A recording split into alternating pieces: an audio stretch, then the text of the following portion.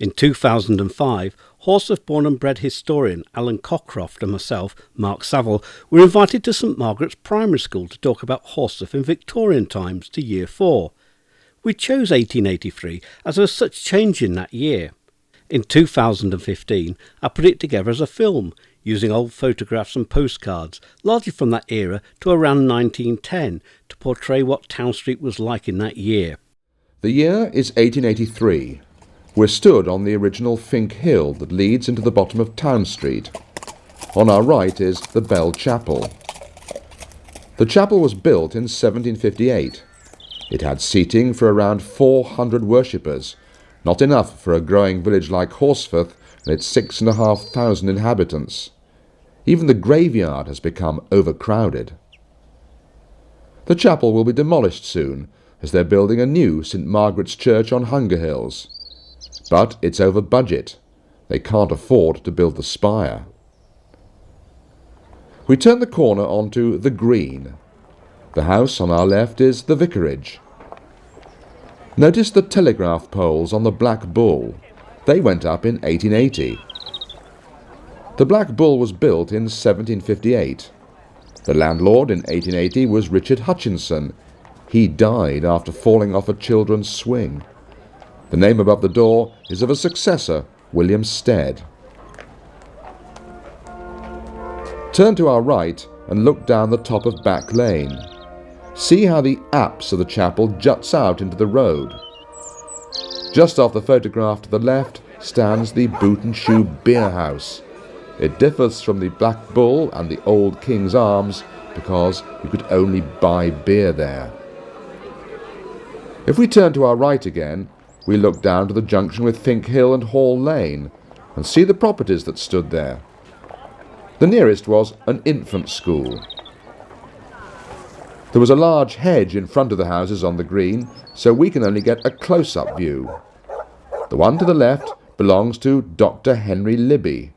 He had a young servant, Arabella Roberts, who came to work for the family when she was 12. The house to the right is the vicarage, where the vicar, the Reverend Thomas Pearson, currently lives with his wife, 5 sons and 1 daughter. They have 2 servants. Now we can look straight up Town Street. The Old King's Arms is 9 years older than the Black Bull. It was built in 1749. The frontage was rebuilt in 1879 by James Hutchinson, the elder brother of Richard at the Black Bull. Town Street was covered in crushed blue stone. This had to be resurfaced about once a year and a steamroller hired in to do it. Otherwise it just turned into a mud bath with the horses going up and down. It was also a problem in the summer as well, because it became very dusty. We've mentioned 3 pubs so far, but there was a 4th, the Alma. This too was a beer house. The ornate gas lamp in front was put there in the 1870s, after the Horsforth and Carverley Coal Gas Company was formed. It was down next to the Leeds-Liverpool Canal. The lamps were only lit in the winter months and just for a few hours. People wanted them lit all night, but that was thought too costly, so it was a problem getting around. There were about 40 shops up Town Street.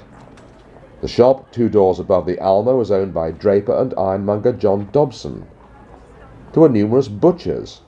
Indeed, cattle to be slaughtered were driven from Otley Market down Town Street to the slaughterhouses behind the shops. Other shops there included bakeries, confectioners and dairies. This is a view of the Grove, with the Wesleyan Methodist chapel, attended then by the well-to-do people of Horsforth. The building dates from 1866, although the manse to the left is far older. It was built as a private residence in 1772. The minister is Samuel Morton. Over the garden wall to the right of the photograph, you can see the roofs of Garden Street. We move higher up Town Street now to the 3rd lamp post. This row of shops on the right is known as the Arcade, where the post office is, and just beyond it, the Co-op. The Co-op was founded in the town in the 1860s, but amalgamated with the Leeds Co-op in 1879, who then built an additional shop next to the original, and it sold just about everything.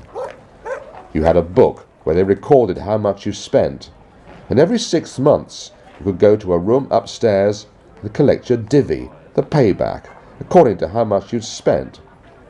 If we turn immediately to our left, we can go down a track that leads to Tithe Cottage, a very old building indeed. But if we continue up Town Street, we'll find more cottages to our left. In the past 20 years, Town Street has changed a great deal, with all these new buildings and older ones being knocked down. The cottages are back to back. People living behind go into their houses from the track that runs behind. There's just one room upstairs and one downstairs, although there is a cellar for keeping coal and a stone ledge at the top of the cellar steps for keeping things cool. As far as the toilets are concerned, well, 3 houses share each one on the other side of the track. The Conservative Club is just beyond. That opened in February 1880. This is the first time the feast, held in mid-August, will not have stalls and shows on Town Street and around the Green. It's moved to a field behind the Brown Cow Beer House, just behind the row of buildings to the right.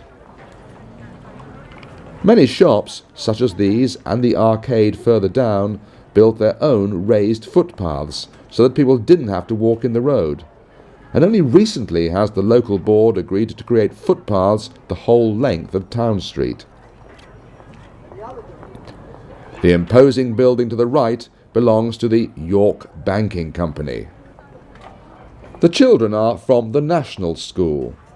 The school opened in 1780, but new buildings date from the 1860s. It became compulsory to go to school in 1880 up to the age of 10. 29-year-old Edward Burland is the headmaster of the 200 pupils, and it costs them 4p a week to go. Just behind the bank there's a quarry. Stone from here has been used to build Kerry Street and other houses around here. The police station and the Mechanics' Institute were both built in 1881. The police force is led by Sergeant Herbert Poyser, and he has 3 constables. The Mechanics has become very popular with lectures and classes on all sorts of subjects. There are also dances, soirees and other entertainments there in the lecture theatre on the first floor. Opposite is the primitive Methodist chapel. More workaday people come to this church. It was built in 1846. If you look back down past the police station, you can see the Liberal Club. That opened in December 1880, because they were jealous that the Conservatives had opened a club earlier in the year. You could go there to read the papers and play games like chess. The shop next to the Mechanics is Thomas Cockcroft's grocery shop. He grows some of the vegetables himself on a small market garden nearby. Other vegetables he buys in from farmers hereabouts. Town Street doesn't end here at Lane Head. It continues upwards to join Long Row, but the shops do end. Now, the last shop on the left, it's a cobbler's belonging to Thomas Smales, and it's still a cobbler's today.